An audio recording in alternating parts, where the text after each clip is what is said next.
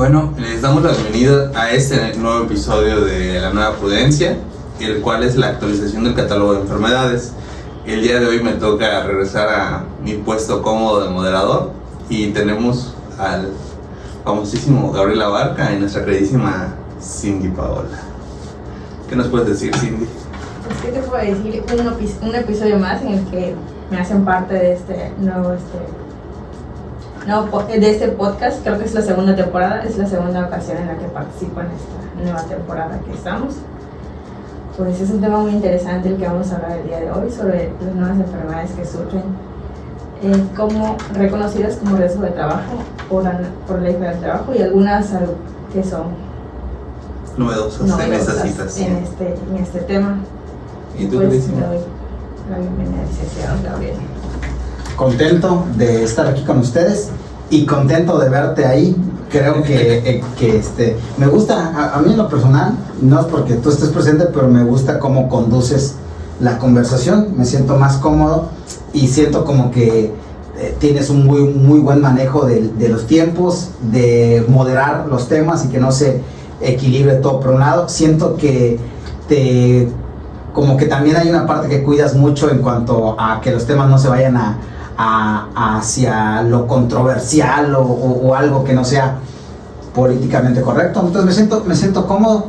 Nos censuran el episodio y ¿para qué queremos? Para que ni nos ven y ya nos cancelan, ¿no? Sí. Pero bueno, un tema muy importante que trayéndolo a colación, que vamos a hablar de la actualización de las enfermedades, de la tabla de enfermedades de la Ley Federal del Trabajo, ¿no? Tú vas a dirigir la plática, no voy a hacer tu tarea, pero sí creo que vamos a tener que partir de lo más básico, que es una enfermedad, ¿verdad? Que es una enfermedad, pero nada más para ver si no es mi percepción, pero te noto un poco, ¿estás cansado? ¿O has tenido carga de trabajo? Hablaremos de lo que padezco el día de hoy al finalizar el episodio. Estamos a punto de renunciar. Como que la única razón por la que necesitas es para ver en cuál de las... ¿En cuál encasillo? A ver, vamos a sacar check. Enfermedad. No, pero hacer un checklist. Estas. Después de hoy, presentas tu solicitud. Sí, ya. Ok, pero bueno. Bueno, pero como bien dices, o sea, vamos a iniciar con nuestro queridísimo preámbulo en esto. Y como lanzas la pregunta, requiero que la respondas. ¿Cuál es la enfermedad? ¿O cómo puedo definir la enfermedad en el trabajo? O sea, ¿qué lo engloba? Muy bien. Tomen nota, es importante, porque la diferenciación, la enfermedad, para empezar, definiéndola así tal cual, de manera per se, es un estado patológico. Es un estado patológico de una acción continuada.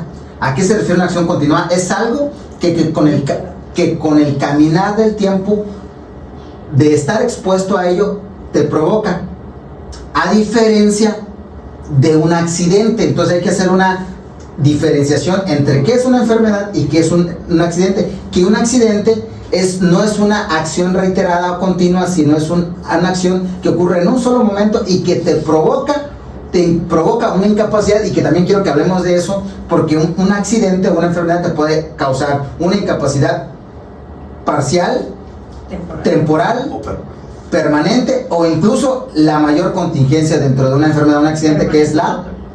¿Cuál es? Permanente. La muerte. La muerte. Que es la muerte, que ahí Cindy es quien tiene mayor expertise, que es el tema de asuntos de naturaleza, de ayudar a beneficiarios por muerte o reclamar derechos o prestaciones derivadas de la muerte. Pero regresando al tema per se, por favor. La enfermedad es un estado patológico ocasionado por un agente, no por un agente. A veces lo produce un agente, pero aquí me hago referencia a agente. Entonces, por un agente en el trabajo. Pongo un ejemplo para que nos quede claro. Pongo un ejemplo. De repente tú agarras y dices, Chihuahua, como que ya no estoy oyendo muy bien del oído. Y sientes que no oyes bien, entonces vas con tu médico familiar. Y entonces tu médico familiar te dice, oye, vamos a hacer un poco de historia clínica. A ver, platícame.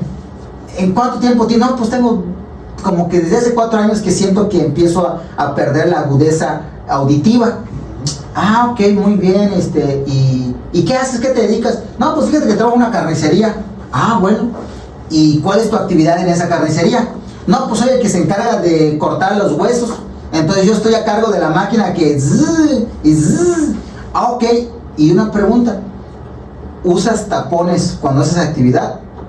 No, no uso tapones. Y entonces el médico ya advierte que hay un agente que te está provocando y que en este caso esa enfermedad que tú tienes o que te van a, que les a punto de diagnosticarte, obedece a un agente de una acción reiterada, que es que de manera consuetudinaria tú todos los días por un tiempo específico has estado exponiendo tu oído a ese ruido que te está ocasionando esta enfermedad, que no sé cómo eventualmente podría llamarse, no eventualmente, ¿cómo se llamaría esa enfermedad de la... Tinnitus. Bueno, supongamos que David viene hoy fino y que esa sea la pregunta, esa sea la respuesta, perdón, supongamos que a ello le ocurrió. Pautas técnicas.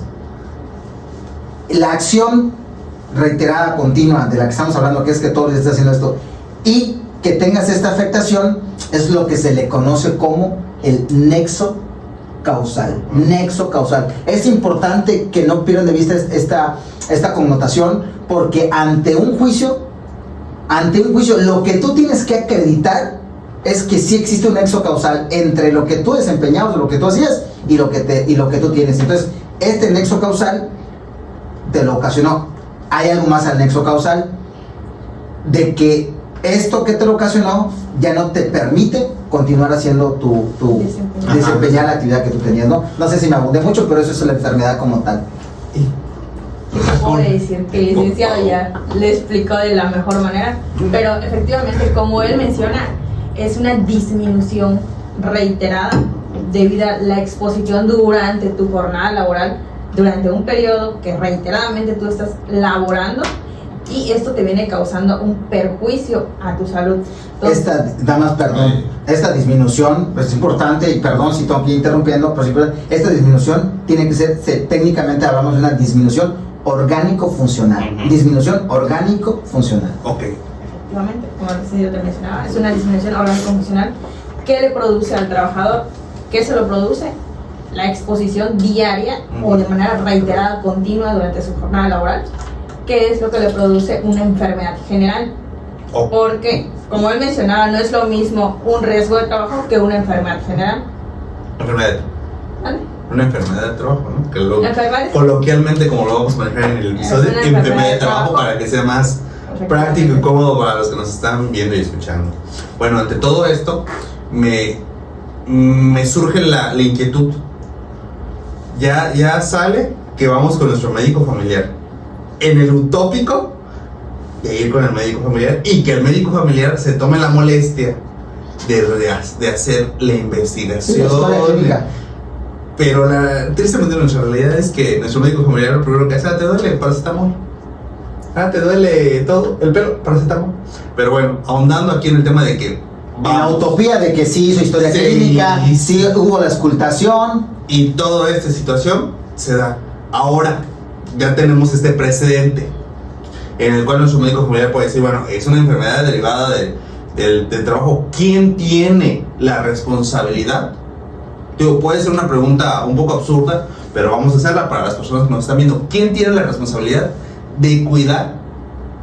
Porque puede ser que diga, no, pues es que el trabajador tiene la responsabilidad de cuidarse y evitar esas acciones. O lo tiene el patrón de cuidar que su trabajador no sufra consecuencias de la acción que él hace. Ok, yo creo que aquí lo primero es determinar si efectivamente el trabajador tiene una enfermedad. ¿Quién lo determina? ¿Cómo se determina? ¿Y por qué se determina? Posterior a ello, ¿quién tiene la obligación de brindarle las condiciones para que desarrollen buenas condiciones, mejor dicho, su trabajo, un trabajador saludable, ¿no? Para que estés sano. Efectivamente. Entonces, yo creo que en esto primero sí me gustaría como que aclarar. Primero, para determinar una enfermedad general, sí tienes que ir, como en su momento mencionó el licenciado Gabriel, ante el Instituto Mexicano del Seguro Social, que es quien va a emitir un dictamen. Por eso, se va a valorar. Pero manejando el ejemplo que nos está dando al valorante, que ya estamos valorados, que ya tienes tu dictamen, ya tienes el dictamen de una enfermedad general.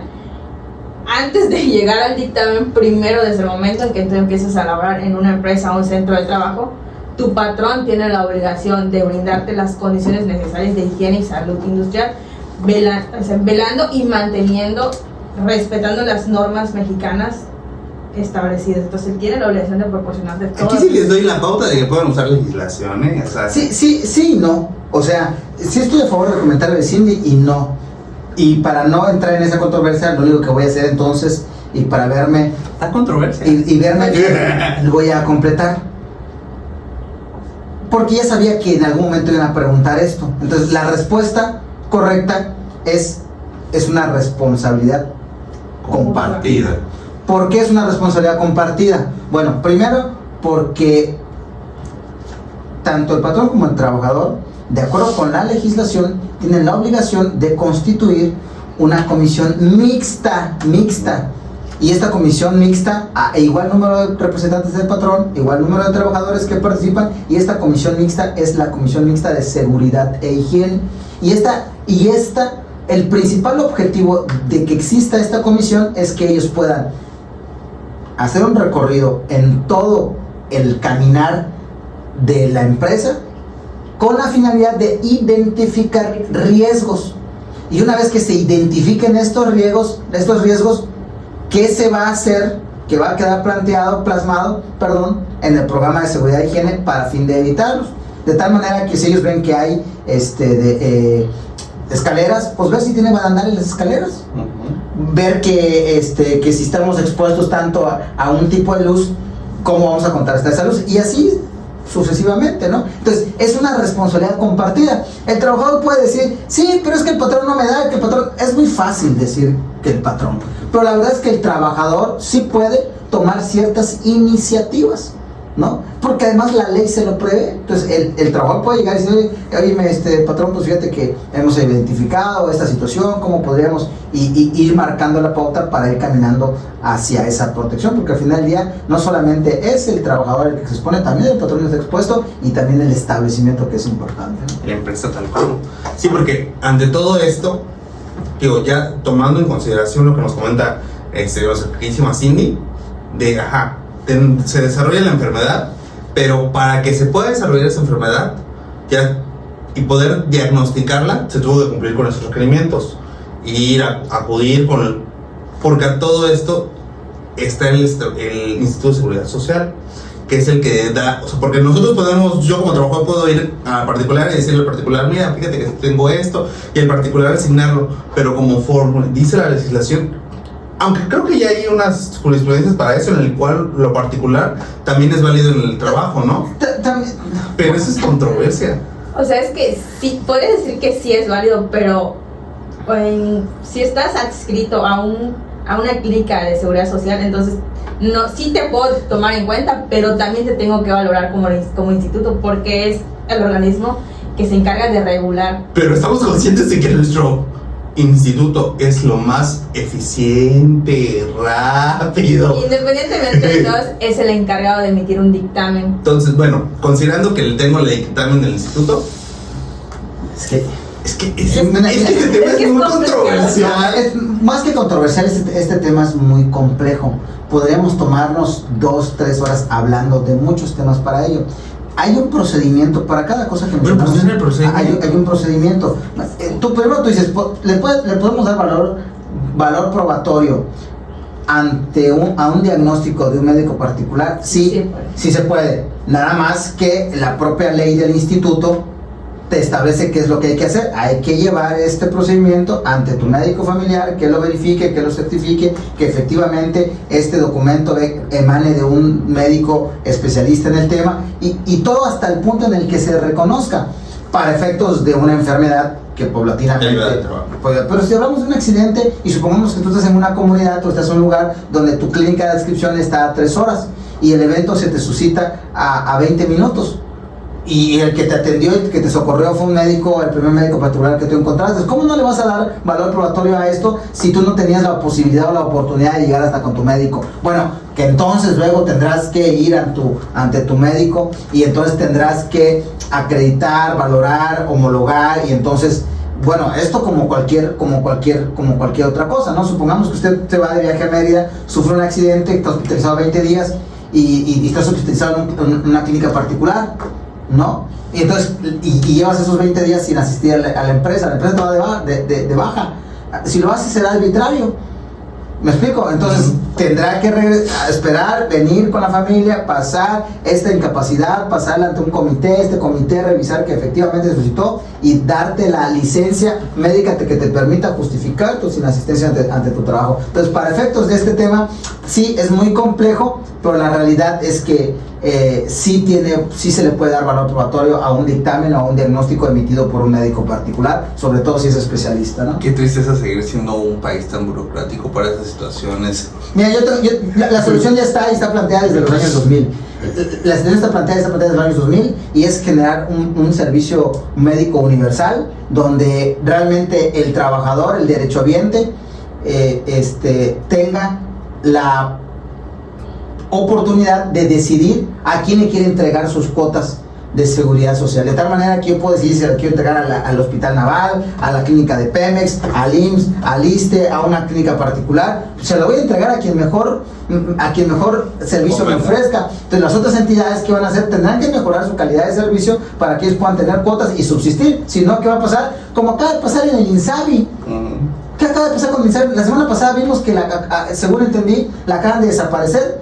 Sí, ya le cambiaron el nombre. No, lo quieren pasar a IMSS Bienestar. Entonces, ¿para poco sirvió una institución que no se le dotó y que no tiene la capacidad de atención? Bueno, pero eso es desviado un poquito, ¿no? Por favor. Es muy complejo este tema y hay muchas Es que hay muchas aristas. Mira, te la voy a poner tan sencillo. El tema de la enfermedad del trabajo trae una vertiente que se desencadena en la enfermedad general. Ojo, enfermedad general no es lo mismo que enfermedad del trabajo. Correcto. Bueno, este país, como está construido este país, nuestro sistema de salud de nuestro país, hay solamente 5 millones de enfermedades hay. Pero en este país lo que está acabando a los mexicanos son 5 enfermedades. Diabetes, hipertensión, insuficiencia renal, el famoso CACU, que es el cáncer cervicouterino, y el VIH. Estas son las 5 enfermedades generales. Estas enfermedades no son, estas son patológicas, pero son crónicas degenerativas. Y bueno, estas enfermedades son las que no permiten a un sistema operar como debería operar, porque están llevando el 75 o el 80% del recurso. Luego, si a esto le sumas que las causas por las que terminamos yendo a un médico de urgencias de un sistema de salud son 2, las famosas IRAS y EDAS. ¿Qué son las IRAS y qué son las EDAS? Infecciones respiratorias e infecciones derivadas bacterianas del estómago. ¿Saben por qué te dan estas 2? Una, porque no te lavas las manos, y otras porque no te cuidas, no comes fruta de temporada y no te proteges de una dieta balanceada. Y no te proteges. Entonces, es falta de previsión. Entonces tenemos un sistema de salud, pero con una cultura de un país mucho mayor. O sea, prácticamente parecía que no tenemos agua potable. Es que estamos colapsando. Pero aquí la dinámica es que no estamos hablando de enfermedades culturales. Y me gustaría que me dieran la oportunidad de hablar de enfermedades generales, que hablemos de los sistemas de salud en su primer nivel, segundo nivel, tercer nivel. Es que es complejo. Pero bueno, ese es otro tema. Y acá qué bueno que tocas esto, porque hay una situación que aquí me puedes orientar, queridísima Cindy. O sea, conforme a la legislación, yo estuve leyendo que me imagino que es aplicable, pero para ciertos lugares, que se requiere un médico. ¿Qué tan viable o qué tanto valor tiene que un médico esté en la institución? O sea, en la institución o en la empresa. Lo que es, o sea, en el centro de trabajo. Efectivamente. Y este médico sea el que también como enfermedad de trabajo. Creo que el médico no es el que te determina como enfermedad de trabajo. O sea, él hace la valoración inicial, bueno, para posteriormente canalizarte ante la institución de seguridad social. Cuando un médico se presenta o la empresa tiene la obligación de mantener un médico en tu centro de trabajo, es cuando es una empresa grande y tiene, creo que, si no me equivoco y no me corrige el licenciado, más de 100 trabajadores. Aquí no es de corrección, frente que es una tertulia, una plática cuando una empresa tiene más de 100 trabajadores a su cargo, tiene la obligación de la empresa designar a un médico en materia de seguridad social, o en este caso un médico general, médico del trabajo. Un médico del trabajo que determine o esté al pendiente de que cualquier accidente que se pueda suscitar, o en su caso valorar a los trabajadores en el momento que sufran un accidente. Bueno, en el caso del carnicero, ahondando que sea en un rastro y sean muchos trabajadores y... Es que la misma autoevaluación para efectos de la determinación de la prima de riesgo y ante la STPS es lo que te va a dar la pauta del nivel de riesgo que hay en tu empresa y si eso amerita que exista un médico o no exista un médico. ¿Sí me explico? Sí. O sea, va más allá de un tema de prevención que es bueno, pero hay otros temas donde después de hacer, a ver, pasa esto, pasa aquello, no, ¿sabes qué? Si necesitas un médico. ¿Me explico? Entonces no es más un tema de querencia o de prevención, que hay muchas empresas que las tienen, pero hay otras que por el giro, la naturaleza que ellos tienen y por el grado de riesgo que tienen, es importante que haya un médico de... Como un carnicero. Como el ejemplo de Carla Paola, no sé si ubicas ese expediente. Sí. Pero aquí no podemos dar datos, acuérdate que tenemos... En ese expediente, sí, hay que ponerle tiempo. En ese expediente, nos va a requerir el jefe. Fallece una persona, y no se encontraba un médico, solamente habían enfermeros. Paramédico. Los paramédicos.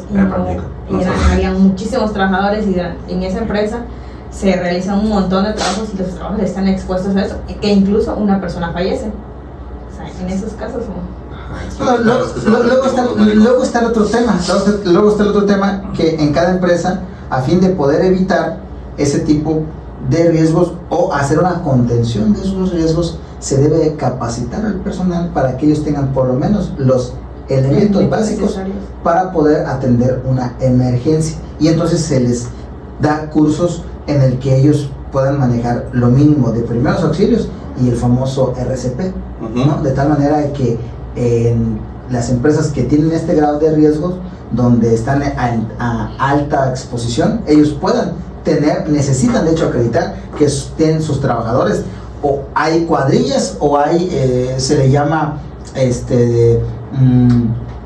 una cuadrilla que son los encargados, ellos en particular, de poder prepararse para poder atacar cuando sea necesario un tema de primeros auxilios o poder hacer y aquí todavía, eso es la realidad es que eso también es un tema muy complicado. Brigadas se llama, perdón. Son brigadas, pero es responsabilidad civil, porque también sí. Si llega a suceder una situación, quien tiene de una u otra forma responsabilidad en eso es la persona que actúa.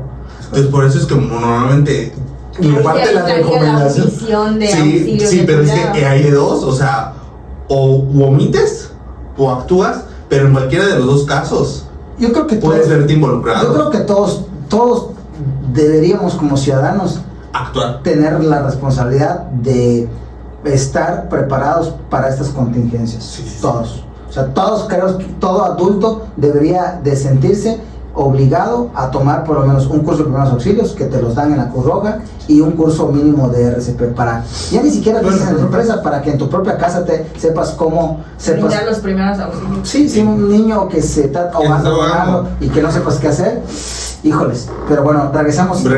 Ahora, acá ya mencionamos enfermedades, todo. ¿Cuáles son las enfermedades de trabajo más comunes que se pueden presentar?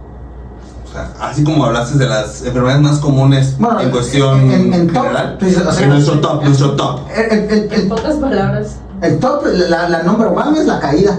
O sea, esa es enfermedad de trabajo. Siempre y cuando ocurra dentro, o sea, en este caso no es una enfermedad. Aquí no estamos englobando enfermedad y riesgo. Yo diría que enfermedad de trabajo, como que las más comunes. Necesitamos las top. Las disminución visual, disminución auditiva, que hace rato lo habló el licenciado, afecta disminución de la respiración no sé si es cardiopulmonar. Cardiopulmonar. Y, yo pensaría que estaría la lumbalgia. La lumbalgia, que es una de las más. Creo que sería el top número uno, porque es en la que siempre demandan al instituto en este caso. Tan es así que existe una norma. Existe una norma oficial mexicana de hace un par de años, que es sobre ergonomía, que prácticamente obliga a todas las empresas a que ellos sepan cómo cargar, levantar y demás. De hecho, dan Yo cursos, creo que pero Norma hizo- termina. No es una ISO. No, es una norma. No me Es una acuerdo norma. Pero bueno, termina la idea que nos estabas ahondando. O sea, Lick te mencionó que la top sería la La lumbar. lumbar. O sea, para mí la disminución visual, la disminución auditiva. ¿Y cuál otro te podría decir? Hablamos de las Ahí está, novedosas. es la- Sácame no, las es novedosas. la- Pero ahora no ves bien Sácalas, Es la NOP 036 -1-STPS-2018, factores de riesgo ergonómico en el trabajo. De hecho, esta salió después de la de estrés en el trabajo. Sí, esa es en la que te menciona que hasta tu silla debe Ajá. tener ciertas características para desempeñarte en el Sí, de hecho, trabajo. es el patrón tiene la obligación de que tengas todas esas. Es muy ilustrativa esta norma y precisamente habla sobre eso, ¿no? Es como un manual de cargas, o sea, como cargar, los ángulos qué que debe posturas tener, debe la postura que tener. debe tener tu silla, hacer todo Que te eso soy bien. honesto, salvo que hay alguien que me corrija, las grandes empresas. Sí, me parece Es algo manada. que Son no se normas, aplica. son O sea, es que son cuestiones utópicas. Por lo menos que al final de ahí cuentas está. es correcto. Y que en un juicio la puedes invocar. Sí. Efectivamente. Ahora falta que se apliquen. No se aplica en tu centro de trabajo. No. O sea, sí, porque la silla no es tan incómoda, pero Pues no es que tampoco cargo, güey. Ahí está, dice. Pero no se trata de La encargar. presente norma oficial mexicana rige en todo territorio nacional y aplica en todos los centros de trabajo donde existan trabajadores cuya actividad implique realizar manejo manual de cargas de forma cotidiana más de una vez al día. Todos, quieras que no, cargar un expediente, levantar un expediente, mover algo, bueno, O sea, incluso el solo estar tecleando, tienes que tener un cierto ángulo en la postura del cuerpo. Pero acá ya, eso también me da la pausa a que ves de las novedosas. Saca ya las novedosas. bueno, ya entramos al tema de actual. Es Sí, que ya sería la necesitamos. actualización. Sácalo, por favor. Se lo deja el Se lo dejas, ok. Se lo deja el licenciado. Las novedosas. Necesitamos ahorita dialogar de las novedosas. Bueno, pongo en contexto, ¿no? La razón por que estamos hablando es porque, como bien dijimos y como seguramente aparecerá en el título, estamos hablando de una actualización de la tabla De enfermedades. Mientras hay algunos medios que están hablando que desde hace 50 años no había una actualización en la tabla de enfermedades, la realidad es que ya había un precedente en 2016, es decir, que sí es cierto, había un tiempo muy prolongado hasta 2016, 46 años aproximadamente sin que se actualizaran. Luego hay este punto en 2016 donde se actualizan 24 se adhieren 24 nuevas enfermedades, y ahorita en 2023 donde hay una hipótesis ya planteada donde prácticamente es cuestión de que salga en cualquier momento, donde se actualiza esta tabla y crece a un determinado número, y por increíble que parezca, por fin vamos a poder ver en la Ley Federal de Trabajo enfermedades que no podríamos creer que no estaban consideradas como una... Que todo el mundo pensaba que deberían estar, Ujú. pero no estaban. Como una enfermedad. Bueno, entonces, dicho esto, entonces podemos advertir que ya tenemos sobre la mesa enfermedades que las que más abundan son las de naturaleza emocional, ¿sí? Pero por Como ejemplo, la 035. como la NOM 035, ¿no? Y yo sé que es donde ustedes quieren llegar y que seguramente utilizaremos un momento para Es que platicar. somos jóvenes, somos chaviza, ¿verdad? Sí, sí. Nuestro criterio es indie. Pero bueno, Y la queso. yo les diría en este momento, ustedes sabían que, por ejemplo, hasta hoy, en este momento, porque hasta el momento que usan en el TOF no será oficial, no aparece el cáncer de mama como una enfermedad de eventual posible trabajo, y solamente se puede ver como una enfermedad general. Digo, habría que encontrar qué es el nexo causal que pudiera ocasionarle a una mujer cáncer de mama. El análisis. De hecho, Pero la realidad es que no estaba. no estaba. Pero sí, o sea, ahí sí podría decir que hasta hace un golpe, la presión, la exposición, todo eso sí les genera. Bueno, no está para que te des una idea, ¿no? Y a donde quieren llegar ustedes, que yo sé que es el tema, es el famoso burnout. Y digo famoso porque es el... Y COVID. Ajá. Sí, pero el COVID viene siendo como que algo pero también hay que mencionarlo porque estuvo de moda. Acuérdate que somos chaviza. Sí, bueno, pero bueno, entonces el tema, el tema es el burnout. El burnout, que no es otra cosa, es un término anglosajón, que no es más que una modalidad de un tipo de estrés, de estrés. Claro. Pero yo les decía a ustedes hace un momento, antes de platicar, que ya había un antecedente previo a esto y que se daba en el otro lado del charco, en el continente asiático, donde en Japón ya se acuña la figura del karoshi, que el karoshi no es otra cosa más que la muerte por fatiga o por estrés en el trabajo. Realmente, por increíble que parezca, o por no increíble que parezca, o por ya normalizado que esté, había gente que efectivamente se suicidaba por las diferentes cargas impuestas en el poco Y no trabajo. solo eso, o sea, todo el burnout, déjame les platico un poquito de eso. O sea, el burnout no solamente es como que No me saliente porque ahí tengo burnout. puede ser que lo tenga, pero déjame dialogar un poco Mañana de los después síndromes. de tu jornada. Mañana externaré mi acta del burnout, pero mientras tanto, déjame te doy un poquito más de contextualización con burnout. O sea, el burnout, ¿qué generaba?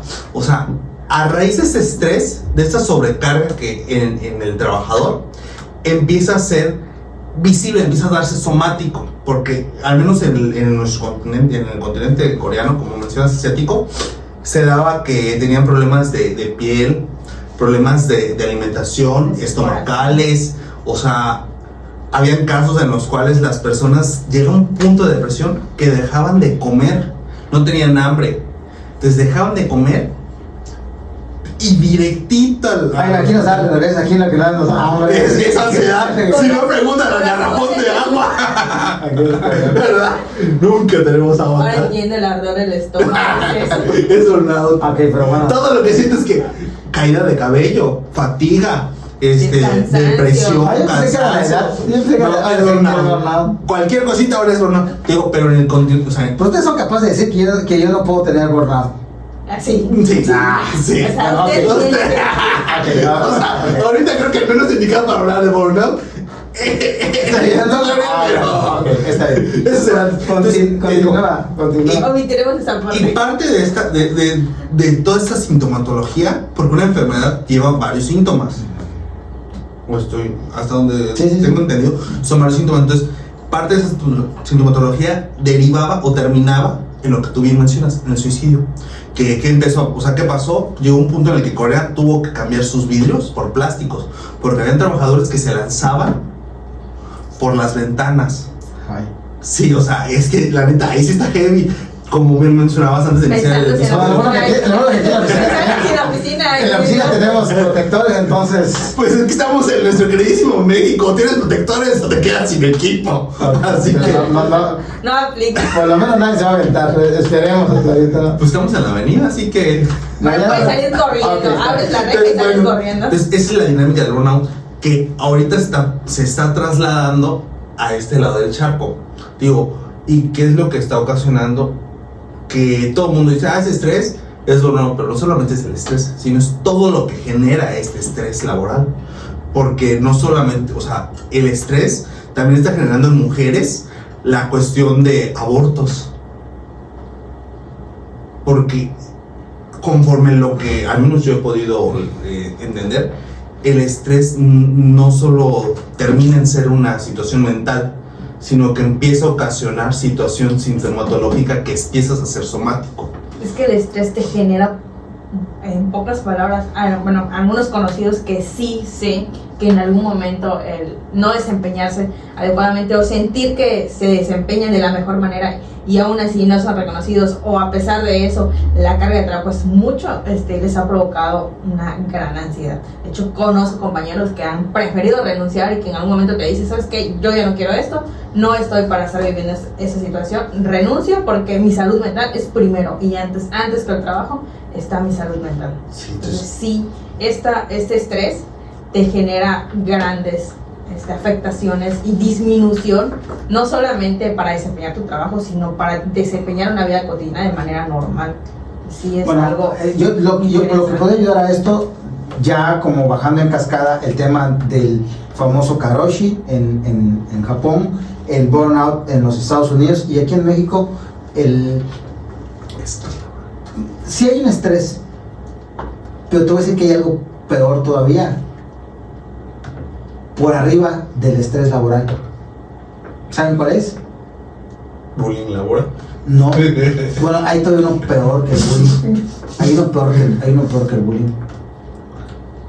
1 de cada 2 trabajadores en México no se siente feliz en su empleo.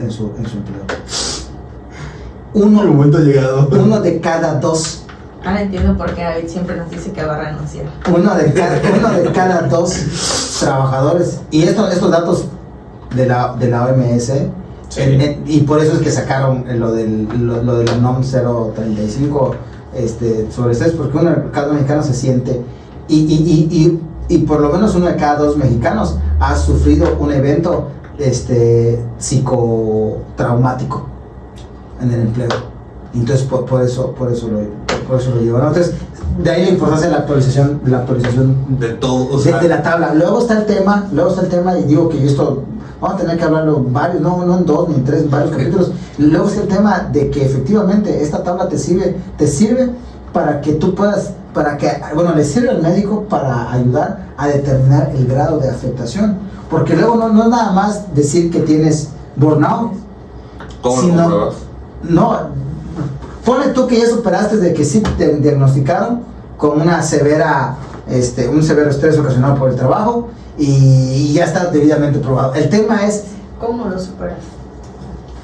todavía más allá, ¿qué grado Incapacidad. de afectación de tal manera que te impida llevar a cabo tu tarea? Tiene estrés, pero cuando su chuchito le da y usted continúe trabajando. O si no, ¿sabe qué? Usted ya no puede trabajar con eso. Entonces, dependiendo la calificación, ojo, también palabra importante, y aquí te voy a dar un tip. La calificación, dependiendo la calificación, será si te otorgan un orgánico funcional de una incapacidad permanente parcial, permanente total, y luego te la van a calificar si son 25, un 35, un 50, un 40, hay enfermedades que por más que sean, y va a tener con el nexo causal. Aquí la recomendación que le doy, ojo, a todas aquellas personas que por alguna razón reciben una forma por invalidez derivada de una enfermedad de trabajo, e inclusive este tip aplica para hasta los de enfermedad general, siempre combatan esa calificación. Siempre combatan esta calificación, y prácticamente lo que va a determinar esto es lo que diga un perito. Y usted puede, un perito en la materia, que ya no basta con que sea un médico, perito en medicina general, sino que tiene que tener especialidad, y usted puede aducir en el juicio que no tienen los recursos para ofrecer uno, y el Estado tiene la obligación de ofrecerte un médico. Y es muy probable de que tu calificación crezca. Al crecer tu calificación, tu grado de afectación se acredita, y los dineros, las prestaciones en dinero que te entreguen, sin duda se incrementarán. Sí, como mencionaba el licenciado Gabriel, la verdad sí, nunca hay que quedarse con el dictamen que emite el Instituto Mexicano del Seguro Social, porque sí, te puede dictaminar con un 25% de disminución, entonces solamente sería una incapacidad, podría ser permanente o temporal, por 2 años, por decirte, pero si tú no estás de acuerdo con eso, puedes demandar por esta situación. Y siempre te van a dar la provisional. Normalmente es la provisional por 2 años, y posteriormente vas a tener una reevaluación después de los 2 años para determinar si ya estás apto para reintegrarte a tu trabajo, o si se te queda ya como una incapacidad permanente parcial. Y continúas trabajando. Continúas laborando porque solamente tienes un 25% de disminución. Pero puedes inconformarte contra esa resolución o ese dictamen emitido por el Instituto Mexicano del Seguro Social ante la autoridad competente, que en ese caso vendría siendo un tribunal laboral federal. Entonces, ¿por qué la importancia de la actualización de la tabla? Porque hoy tenemos un abanico más extenso en la que tú puedes advertir si no hay algo que en tu trabajo, que en tu centro de trabajo te esté ocasionando una afectación de manera consuetudinaria, de manera de tracto sucesivo, y que en el caminar del tiempo hay una afectación a tu cuerpo. ¿Quieren saber entonces cuál es el top 5 de las enfermedades de trabajo en nuestro país? Sí, dalas, por favor. Ok, número 1, la hipoacusia. ¿Saben qué es eso? Es la pérdida gradual de la capacidad de escuchar. No, Número 2, decir hablar. la neumoconiosis. que es la inflamación del aparato respiratorio por polvos, minerales o vegetales. Dorsopatías, enfermedades no inflamatorias de la espalda. 4, las enfermedades del ojo y sus anexos, se refiere a los trastornos de los corridos párpados, lagrimales o la zona de la órbita del ojo. Y la 5, intoxicaciones. Por la inhalación. Por lo que tú quieras. Bueno, y creo que y doy 2 más como un plus. Dale. Esta creo que todos, bueno, no sé si ya ahorita ya disminuyó ¿se ha ido desapareciendo un poco el mouse o no? Por alguna De razón, hecho, te cansa más el touchpad, lastima más. bueno, a ver si la tiran ustedes dos, ¿qué enfermedad te ocasiona esto? Es famosísima. Túnel carpiano. El túnel de Carpio. El túnel de Carpio. Sí, esa es de las novedosas. Y Sí, la otra, dermatitis, que genera por exposición a sustancias tóxicas, ¿no? Que es de la piel. Ahí están las 5. Ahí está. Sí, ahí están Sí. las 5 por su top. Y creo que el túnel de Carpio en su momento sí empezó. De hecho, también está. Es de las novedosas. Es de las novedosas. Entonces, si usted tiene alguna de estas, ya está dentro de este catálogo, ya está actualizado y usted puede, ¿cómo se llama? Pues ir con su médico familiar. Pensaron alegar mi disminución visual. Después de... Mi túnel carpiano, güey, mi túnel carpiano. Pero bueno, ¿algún comentario para finalizar el episodio del día? Pues creo que una de las enfermedades novedosas, igual que no hemos mencionado, creo que es el COVID, que surgió en el 2019 en Shanghái, China. Uy. Y pues igual ahorita está catalogada como una nueva enfermedad. Aunque es endémico. O sea, Y ya es se algo volvió que endémico. ya Pero la realidad es que conforme lo que hemos visto. Por el tema del contagio, yo creo más que nada. Sí, ¿no? pero sí puede generar la gravedad. Ah, no, la gravedad que ocasionó una me pandemia queda a nivel claro. mundial, Sí, o sea, fue que es considerada ya ahorita me queda claro. un plus. Sí, me cae. Muchas gracias. Y Gabriel, ¿algún No, comentario pues para comentar que yo sí creo que hay mucho que hablar de estos temas. Muchísimo. Hay muchas cosas con las que me quedo, que me hubiese gustado platicar. El formato, entiendo que son charlas cortas para no hacerlo tan extensivo, pero yo sí pediría que en algún otro momento volvamos a tocar el tema porque hay muchas cosas que hay que platicar que envuelven sobre eso, ¿no? De hecho, aquí tenemos varios temas pendientes que en la segunda temporada tienen que salir a relucir, que son segundas partes. Sí, muchas, Pero bueno, hay muchas segundas partes. Con esto terminamos. Les agradezco que estén escuchándonos o viéndonos a través de las diferentes plataformas en las que estamos: Apple Podcast, Spotify, Amazon Podcast y YouTube. Oye, Hasta luego. y no podemos hacer que te quedes y que ya no te vayas más tú de acá. No lo sé. Depende de la dinámica conforme vaya desarrollándose la temporada. Pero gracias. Hasta luego. Hasta luego.